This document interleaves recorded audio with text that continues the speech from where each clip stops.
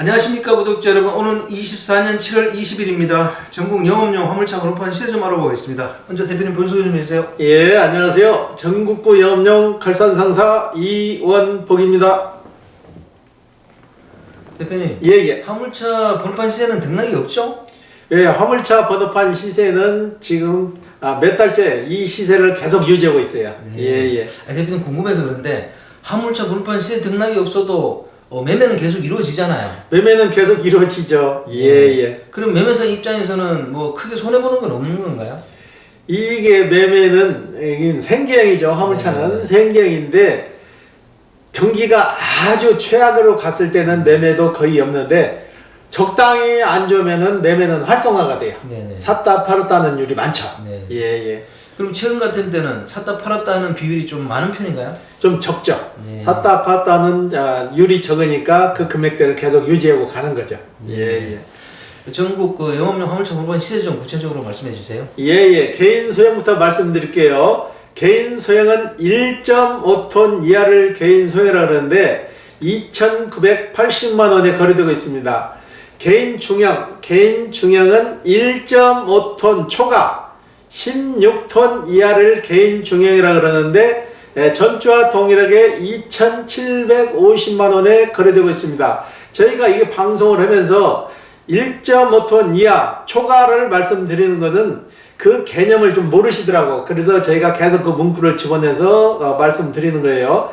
개인 대형은 3,500만 원, 개인 25도는 3,700만 원, 일반 25도는 3,800만 원, 출애라는 6,500만 원, 일반 5도는 3,300만 원, 일반 11톤은 3,600만 원, 덤프 5도는 3,700만 원에 거래되고 있습니다.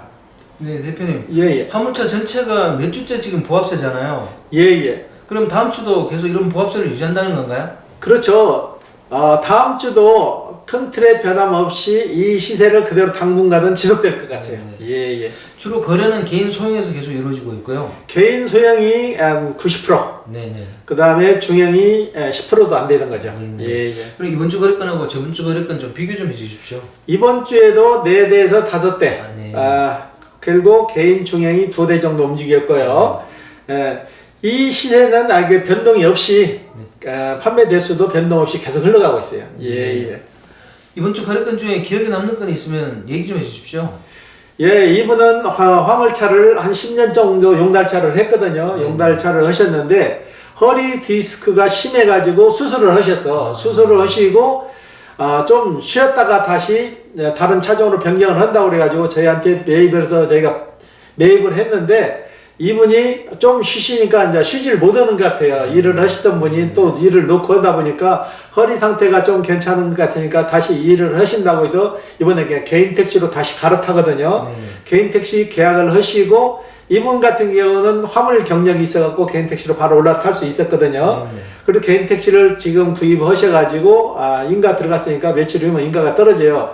그래서 그분한테 내가 그랬어요. 허리가 불편하실 건데 개인 택시는 앉아서는 직업이라 오래 하면 안 될 건데요. 그랬더만 한 2시간 하다 쉬었다 오고 2시간 하다 쉬었다 오고 그런 생각으로 하신다고 그러더라고. 예. 잘 될 것 같아요. 예. 허리가 안 좋은데 개인 택시를 하시면 운동을 앞으로 많이 해야 되겠네, 그죠? 쉬는 날을 정해놓고 정기적으로 이제 운동을 하셔야죠. 예. 네네. 요즘 또 보면 화물차 주차 문제가 많이 부각되고 있더라고요. 대표님, 화물차 주차 문제를 해결할 수 있는 방법은 뭐라고 생각하세요?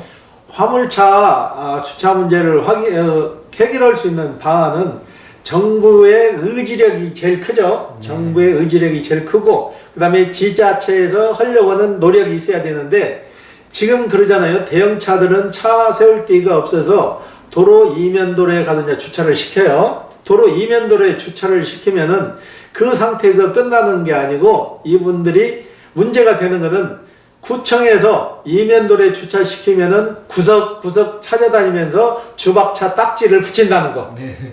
이분들은 하루 벌어가지고 금액보다도 이 주박차로 나가는 금액이 더 클 수가 있는 거예요. 한 달에 5개만 떼도 100만 원이에요. 근데 이 주박차 문제를 해결할 수 있는 방법은 각 지자체마다 공영주차장을 많이 만들어서 거기에 수용을 해야 되는데 지금 토계공에서 그러잖아요. 토지를 매입을 해서 아파트 지는 수입 사업에만 치중을 하는 거지 공영 주차장 지는 데는 전혀 신경을 안 쓰잖아요. 네네. 이게 정부에서 만약에 그런 의지가 있다면은 그린벨트 지역을 풀어서 공영 주차장을 만들어서 기사분들한테 좀 주차를 원활히 될 수 있는 공간을 만들어줘야 되는데 그런 조치는 하지 않고 이분들이 일 끝나고 와서 차를 주차시킬 데 없어서 구석진데 이면도로 후면도로에 딱 갖다 찾아다니면서 주차를 시키는데 거기까지 찾아다니면서 일일이 딱지를 붙이는 거 그 자체가 모순되고 잘못된 거죠. 공영주차장을 활성화를 안 시킬 것 같으면 이면도로를 시간을 둬서 활성화를 시켜주란 얘기죠. 몇 시에서 몇 시까지는 어디에서 어디 구간은 주차를 해라. 그리고 아침 해가 떠서 몇 시부터는 차를 빼라. 그에서 숨통만 틔워줘도 이분들이 훨씬 수월하잖아요. 근데 이런 과정은 전혀 없이 맹목적으로 단속만 하잖아요. 단속만 하니까 가뜩이나 경기도 없어서 돈벌이도 안 되는데 2중 3중고를 겪는 거죠. 네. 지금 너무나 편파적으로 교통행정이 이루어지는 것 같아요. 택시 같은 경우에는 그래도 편의상을 많이 봐주죠. 택시 같은 경우는 뭐 주차장 필요도 없죠. 그 다음에 블랙박스를 탄다면 지자체마다 또 보조를 해줘서 블랙박스도 달아주죠. 네네. 그 다음에 매터기를 달아도 지자체에서 보조를 해서 매당이 또 보조를 해주죠. 네네. 그렇지만 화물차는 보조해주는 게 유류카드 발급해서 그 몇 프로 해주는데 그 몇 프로 갖고는 그 기름 택도 없는 거예요. 대형차 같은 경우는 항상 기름이 부족하다고.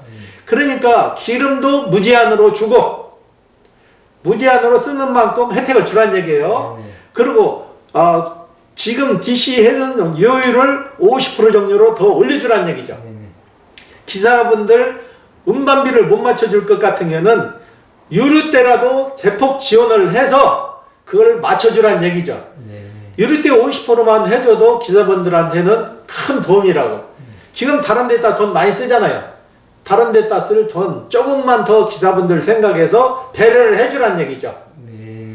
우리나라 원동력은 기사분들이 차를 움직여서 물동량이 움직여야 우리나라 경제가 살아나는 거지 기사분들 전혀 지원을 안 해주고 너들이 알아서 해서는 이 경제 자체가 붕괴가 되는 거죠.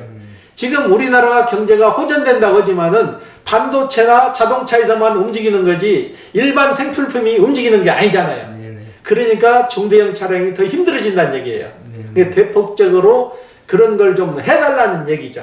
예. 대표님이 이면도로에 화물차 주차를 허용해달라 이렇게 얘기하는 거는 주택가가 아니고 공단 주변 이면도로를 얘기하시는 거잖아요. 그렇죠. 주택지에다 대면은 당연히 안 되겠죠. 네네. 그렇지만은 이면도로 많잖아요. 네네. 한적한 4차선 도로나 이런 데 가면은 그렇죠. 공단 쪽에 가면은 저녁 시간에는 다 텅텅 비어 있어요. 네네. 그 시간대를 정해서 좀 활성화를 시켜주란 얘기죠. 단속만 하지 말고. 예. 전주 지역 화물차 공영 차고지가 조성됐더라고요. 예. 이런 사례가 다른 자치단체로도 확산될까요? 확산돼야 되는 거예요. 지금 인천 같은 경우에도 화물차 공영 주차장을 많이 만들었는데도 그 주차장 만든 면적보다 차량이 더 많잖아요. 많아서 그걸 못 쫓아가니까 그걸 자꾸 만들어서 활성화를 시켜줘야 되는데 그 지역마다 인천 송도가 그러죠. 그 지역에서 그 시설이 혐오 시설이 되는 것 같아요. 그게 참 우리나라 사람들의 모순인데 누구나 될 수 있는 공영 주차장을 만들어서 활성화를 시켜줘서 상생을 해야 되는데 자기네 지역에 공영 주차장 들어오는 걸 그걸 반대를 하고 처음에 장례식장도 그랬잖아요. 장례식장도 그 동네에 들어가게 되면 결사 반대를 했잖아요. 그러면 본인들도 그 혜택을 보잖아요. 언젠가는 자기도 그 혜택을 볼 사람인데 혐오 시설을 해서 안 되고 그걸 반대하고 못 하게 되면은 서로 상생이 안 되는 거죠. 그건 좀 국민적인 차원에서 협력을 해야 되는 거죠. 예. 인천 송도 화물 주차장 이것도 주민들이 반대를 많이 하더라고요. 그래서 이거 제대로 추진될까 그런 생각이 드는데 대표님 어떻게 생각하세요? 제대로 추진될 거가 아니고 추진돼야 되죠. 그 지역에 사시는 분들은 그러면 차를 가지고 어디로 가냐고요. 이면도로에다 대는 것도 딱지를 띄는데 공영 주차장으로 만들어서 그리 들어가게 되면 좀 나아지는데 그걸 못하게 막는다는 거는 집단 이기적이지. 그렇죠. 이기주의죠. 예. 공용 주차장이 많으면은 화물차들이 거기다 대고 출근도 자강으로 거기 가서 딱 승용차를 주차한 다음에 화물차를 몰고 나가고 그러면 참 좋을 것 같아요. 지금 공영주차장에 있는 시스템은 다 그런 식으로 운영을 되고 있는데 네. 그걸 많이 활성화를 시켜줘야 되는 거죠. 정부에서. 예. 화물 물류시장의 활성화를 위해서는 기본적으로 공영주차장 문제가 해결이 돼야 될 것 같습니다. 그렇죠. 지금 그러잖아요. 화물차 하시는 분 1년에 한 번씩 차고지 증명을 발급을 해요. 네네. 근데 실질적으로 그 되지도 않는 차고지 값을 1년에 한 번씩 20만 원, 30만 원씩 주고 서류상의 차고지만 사가지고 계속 갱신을 하잖아요. 네네. 만약에 공영 주차장이 활성화된다면 그렇게 굿해요. 주차장에서 그 차고지를 끊어다 주면 되지 돈 주고 다른 데서 차고지 살 필요가 없는 거죠. 네. 예. 아니 차고지 증명제 그거는 왜 그렇게 유지를 하고 있는 거예요? 진짜 악법 중에 악법이에요. 네. 실질적으로 되지도 않는 거 땅에 가서 차고지 증명을 발급해서 그걸 차고지로 인정을 해주는 그 자체도 모순이고 네. 그러잖아요. 그 지역에 있는 주차장도 아니고 그 지역에 땅이 없으니까 전라도로 가고 충청도로 가고 강원도에 가서 땅을 사오잖아요. 차고지를. 네. 그걸 거기다 대는 것도 아닌데 왜 그걸 인정해 주냐고. 그 법을 없애버려야지. 네.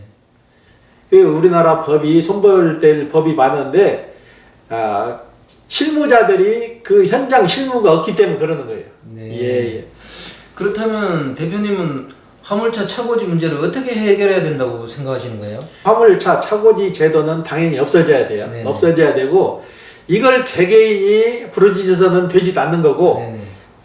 각 단체마다 조합이라는 게 있잖아요. 개별 화물 조합도 있고 대형차 조합도 있으면 그 조합 차원에서 이걸 건의를 해야 돼요. 자꾸 국토부에 건의를 해서 차고지 없애달라. 네네. 만약에 못 없애주면은 공영 차고지를 만들어 주고 네. 그것도 안 되면은 이면 도로를 활성화를 시켜서 거기다 되게 해줘라. 네. 이런 노력은 하지 않으니까 이런 문제가 생기는 거예요. 네. 울지 않은데 누가 젖을 주냐고요. 네. 예. 그러면 이런 문제는 조합이나 협회 차원에서 대응해야 되는 거 아니야? 개개인이 대응을 할 수가 없는 문제. 개개인이 자기네 생활권이 달려 있는데 차를 세워놓고 가서 진행할 수는 없는 거잖아요. 조합은 단체잖아요. 단체에서 움직여야 힘이 있는 거지 개개인이 해서는 되지도 않는 얘기죠. 예. 오늘 인터뷰 감사드립니다. 예. 네, 구독자 여러분, 오늘은 24년 7월 20일입니다. 화물차 번호판 시세는 변동이 없고요. 요즘 화물차 차고지라든지 공용 주차장 문제가 이렇게 언론이나 신문에 많이 부각이 되는 것 같습니다. 화물 하시는 분들이 좀 편하게 차도 되고 또 일할 수 있도록 이런 공용 차고지가 많이 확산이 됐으면 좋겠습니다. 자, 화제는 다음 주에 또 다른 주제로 구독자 여러분 찾아뵙겠습니다. 안녕히 계십시오. 아디였습니다.